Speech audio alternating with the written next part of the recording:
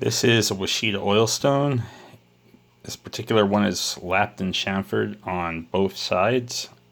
I have rolled out any chips on the edges so they aren't in the honing tracks. Bottom has traces of oil, but by and large this stone is oil stripped.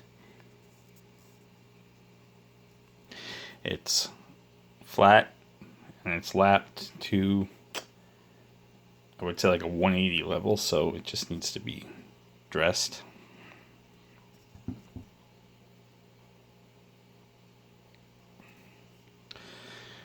There's one natural fissure in this stone, but it hasn't excuse me, done anything, so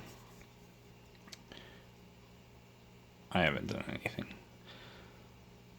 This is 7 15/16 of an inch by 2 1/16 of an inch by 1 5/32 of an inch. The specific gravity of this stone, calculated via submersion method, is 2.227. It's a nice, thick bench stone.